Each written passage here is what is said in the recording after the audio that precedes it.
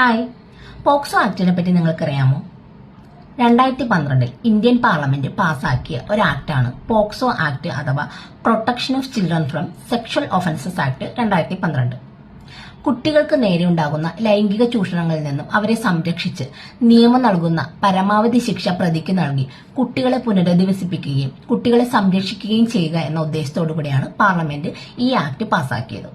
നമുക്കറിയാം, നമ്മുടെ നാട്ടിൽ 18 വയസ്സിന് താഴെയുള്ള ആൺകുട്ടികളെയും പെൺകുട്ടികളെയും കുട്ടികളായിട്ടാണ് നിയമം കണക്കാക്കുന്നത്. ഇനി ഈ നിയമത്തിന് കീഴിൽ വരുന്ന കുറ്റകൃത്യങ്ങൾ എന്തൊക്കെയാണെന്ന് നോക്കാം. കുട്ടികൾക്ക് നേരെയുണ്ടാകുന്ന ലൈംഗിക അതിക്രമങ്ങൾ, കുട്ടികൾക്ക് നേരെയുണ്ടാകുന്ന ലൈംഗിക പീഡനങ്ങൾ, കുട്ടികളെ ഉപയോഗിച്ച് അശ്ലീല ചിത്രങ്ങൾ നിർമ്മിക്കുന്നത്, അശ്ലീല ചിത്രങ്ങൾ കുട്ടികളെ കാണിച്ചു കൊടുക്കുന്നത് എന്നിവ ഈ ആക്ടിന്റെ പരിധിയിൽ വരും. ഇനി ഇതുമായി ബന്ധപ്പെട്ടിട്ടുള്ള കുറ്റകൃത്യങ്ങൾ വിചാരണ നടക്കുന്നതിന് വേണ്ടി ഇന്ത്യയിൽ അതിവേഗ കോടതികൾ നിർമ്മിച്ചിട്ടുണ്ട്.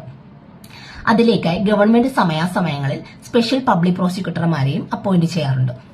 കുട്ടികളുടെ മാനസികവും ശാരീരികവും സാമൂഹികവും ആയിട്ടുള്ള പുനരധിവാസവും അവരുടെ സംരക്ഷണവുമാണ് ഈ നിയമം കൊണ്ട് ഉദ്ദേശിക്കുന്നത്. ഇനി ഈ നിയമം അനുസരിച്ച് കുറ്റകൃത്യങ്ങളിൽ വരുന്ന പ്രതികൾക്ക് ഇന്ത്യൻ ശിക്ഷാ നിയമം 3 വർഷം മുതൽ 20 വർഷം വരെ തടവോ ഡെത്ത് പെനാൽറ്റിയോ, പിന്നെ മാത്രമല്ല ഈ വിക്ടിമിന്റെ കുടുംബത്തിന് കോമ്പൻസേഷനും നൽകാവുന്ന ഓപ്ഷൻസ് ഈ നിയമത്തിന്റെ പരിധിയിൽ വരുന്നുണ്ട്. നിങ്ങളുടെ കുട്ടികൾക്കോ അല്ലെങ്കിൽ മറ്റുള്ളവർക്കോ ഒരു ലൈംഗിക അതിക്രമം നടന്നു എന്ന് നിങ്ങൾക്ക് ഉറപ്പായാൽ നിങ്ങൾക്ക് 1098 എന്ന ചൈൽഡ് ലൈൻ നമ്പറിൽ വെച്ച് അതിലെ പരാതി രജിസ്റ്റർ ചെയ്യാവുന്നതാണ്. മാത്രമല്ല, ഈ കുട്ടിയോ അല്ലെങ്കിൽ കുട്ടിയുടെ രക്ഷാകർത്താക്കളോ അല്ലെങ്കിൽ അധ്യാപകരോ കുട്ടിക്ക് സേഫായി തോന്നുന്ന ആരുടെയെങ്കിലും അടുത്ത് ഈ കുട്ടി ഇത് പറഞ്ഞാൽ അവർക്ക് ആർക്കും തന്നെ ഈ നിയമം വഴി പോലീസ് സ്റ്റേഷനിൽ പോയിട്ട് പരാതി രജിസ്റ്റർ ചെയ്യുകയും ആ പ്രതിക്കെതിരെ നടപടികൾ സ്വീകരിക്കാവുന്നതുമാണ്.